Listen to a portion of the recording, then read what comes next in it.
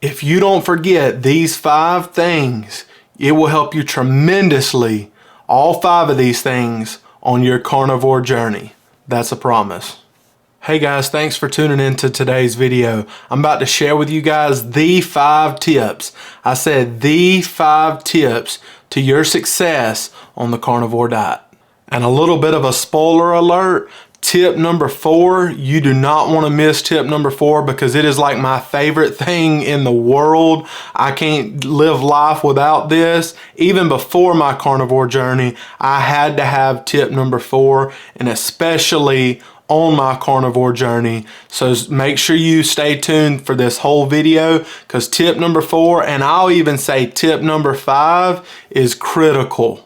So guys, if you really want to be successful on the carnivore diet, let's start with step 1. Get a deep freezer. This one's just one from Hamilton Beach. It was actually given to me by a subscriber. They donated it to me, and this one's like 11 cubit, and it came from Costco.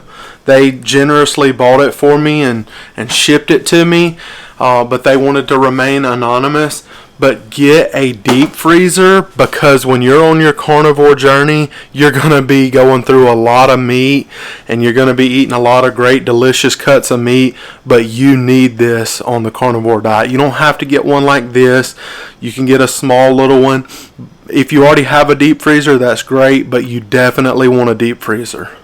So tip number 2 is not actually this dryer that you see sitting right here. It's actually this big hunk of meat, these 2 big hunks of meat you see here. Learn to shop for larger cuts of meat because usually you can get them a lot cheaper. This right here is 2 about 10-pound pork butts in a twin size pack, and this right here is $1.19 or $1.18 a pound. Sometimes I can get it for 99 cents a pound. Even when it's not on sale, it's like $2 a pound, but you can feed a lot of people with these pork butts, even if you just want to do them in your crock pot, although to me that's a sin. I like doing them on the smoker, but large cuts of meat like this that you can put in your freezer is going to be perfect for your carnivore journey. So tip number 3 is inside of this drawer. Okay, so tip number 3 is learn to grind your own meat. This is brisket. Look at all the pretty fat inside of that brisket meat that I ground myself with a meat grinder. And you can control the fat. When you grind your own meat, 2 things happen. 1, you can save money in the long run. And then 2, you know exactly what's in your meat. You know that nothing's been added or anything like that. Here's my meat grinder that someone donated to me a while back, and I love this thing. This is a LEM number 8 meat grinder, but you don't have to get this specific one if you don't want to, but you can grind your meats and then vacuum seal them and put them in your freezer, and they will last years in the freezer like that. And you can get meat on sale whenever it's big, because large cuts of meat are generally cheaper. And besides that, like I did brisket burgers the other day, and brisket burgers are way better than normal burgers. I'm sensing a theme that a lot of these tips are revolved around a freezer or things that you can do with a freezer. So let's look in here and see if we can find tip number 4. Tip number 4 I have tucked away in my deep freezer as well, and it's right here. Tip number 4, guys, get you a meat thermometer, because you're going to be cooking a lot of meat on the carnivore diet. This is going to be one of the best investments you ever get. Now, I'm not sponsored by this company, but this is Thermometer, and this is the Thermometer 1. This is the best. I don't care what anyone says. This is the best thermometer on the market today, and it reads temperatures in 1 second or less. And when you're dealing with a lot of hot food, especially me, I cook barbecue all the time, you cannot beat the convenience of something like this. And I'll tell you also, this right here at the barbecue meetup, we're giving one to one of my subscribers, but I have multiple of these. But this one right here, Thermopen sent it to me. I'm not sponsored by them, but I reached out to them because I believe in their product, and they were like, absolutely, we'd love to give one to one of your subscribers that's at the barbecue event. So one of you guys that are at the barbecue meetup April 6th that starts at 11 a.m. here in Atmore, Alabama, one of you is bringing this home. And I'm going to get this out of the freezer because it ain't supposed to be in the freezer. And just so you guys can see how much I believe in thermometers, this is some of the meat thermometers that I've owned over the years. And this one right here, I've had it for I don't even know how many years, and it's never let me down. I just had to change the battery like probably 3 months ago for the first time ever. This is the one that I currently use most of the time when I'm outside, but a lot of times I use this one too. This is by Thermopen too. I love it. This one was sent to me by a different company, and it's a good thermometer, but it ain't no Thermopen. But one of you guys is winning this one, and it's just like the ones that I use most of the time, and this thing is phenomenal. That's definitely tip number 4, get a meat thermometer. Now that we've made it to tip number 5, this is where things get a little personal. Okay, so tip number 5 is to get connected with people in the carnivore community. Make sure you hear what I'm saying. I'm not just talking about people that are YouTubers or people that are carnivore doctors. It's great to do those things, but find some carnivore friends, whether it be through the different Facebook groups. Find some people that you can talk to all the time, because I know that content creators get so busy. I get so busy with my small little channel. I get so busy sometimes answering comments and things like that, and I love to do it, and I try to answer every comment that I can. But find somebody. If it's a carnivore creator or something like that, that's great. If it's even if you know Dr. Barry and you get to talk to him on a day-to-day basis, that's amazing. But find somebody and get connected with them. You will become lifelong friends with a lot of these people. There's so many people that I've met that even if they walked away from carnivore, I would still be their friends because I've become great friends with them. And some of them are other content creators, and some of them are just everyday people that aren't filming videos, like the lady that gave me that deep freezer and the lady that gave me that meat grinder. It was actually the same person that gave me both of those things, and she's become a great friend of mine, and she cheers me on when I'm doing well, and she lets me know when I'm not doing well. She's not a content creator. She's not anything, but she's someone that believes in people, and she tries to help people.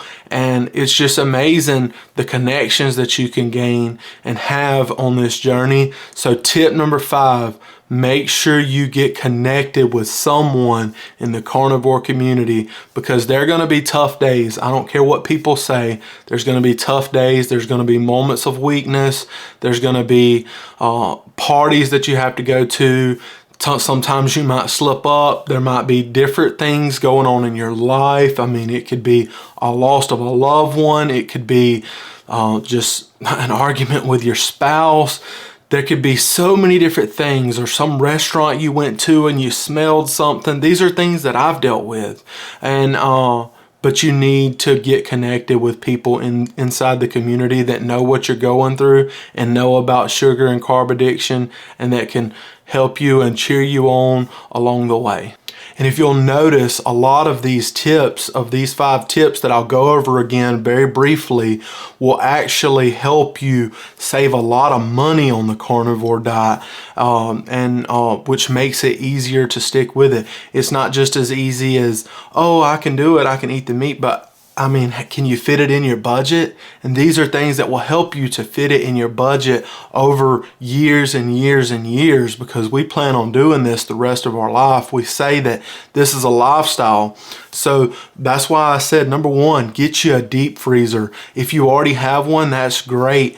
Throw all the junk out and fill it up with meat, because that right there will help you. You can cook so many meals with that meat. You'll never need to use a pantry again. I never look in my pantry, except every now and then I'll get some pork rinds and keep them in my pantry. But normally I never ever look inside my pantry. I forgot that my pantry's even there, because on the carnivore diet, you don't need a pantry. You just need a refrigerator and a deep freezer. So get you a deep freezer. I didn't say refrigerator because most people already have one of those. Secondly, I talked about those large cuts of meat. That will save you tons of money.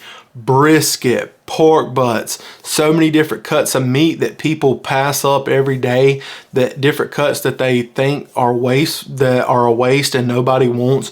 You can learn to cook those in different ways. Chuck roasts, things like that. They're cheaper per pound, and it adds up to lots of dollars saved over time. When I talked about tip number 3, grinding meat, you can get brisket sometimes $3, $4 a pound, and it is so much better than a normal hamburger.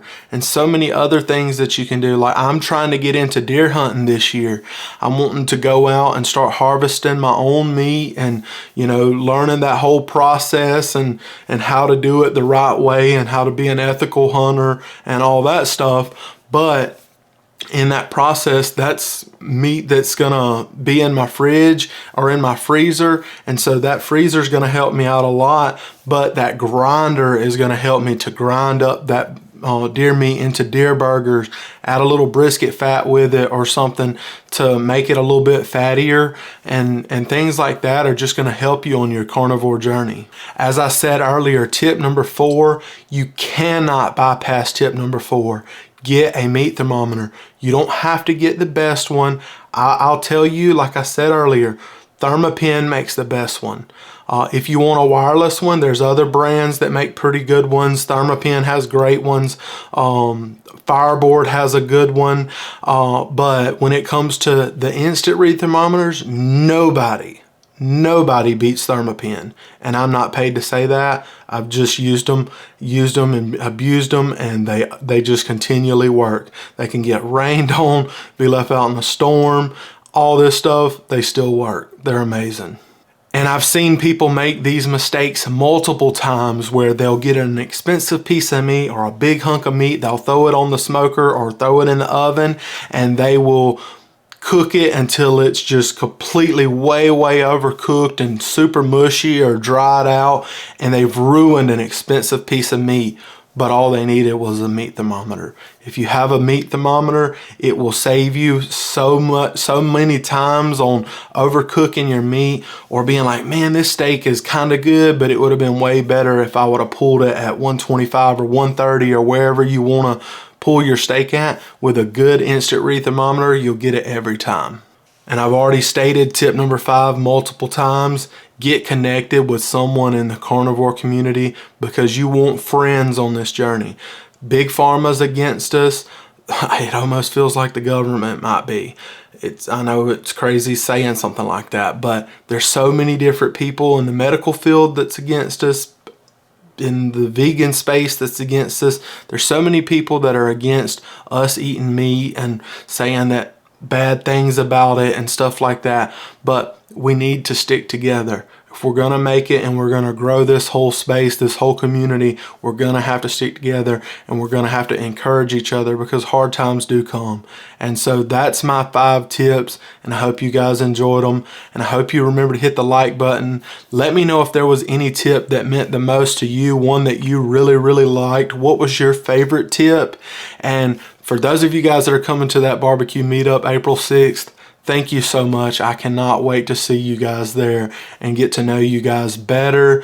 And a quick shout out to a subscriber that just sent me a seat cushion at work for my desk at work. Literally, when I sit on it, it takes so much pressure off my back, and I appreciate it, because I work a job where I'm behind a computer all day typing, and it's not the best thing for your back and posture and all that stuff. So thank you for sending that to me. It's gonna come in great handy. I really appreciate that. I couldn't end this video without telling you that I love all y'all like family. Y'all mean the world to me. I appreciate all y'all, and God bless. I'll see y'all soon in another video.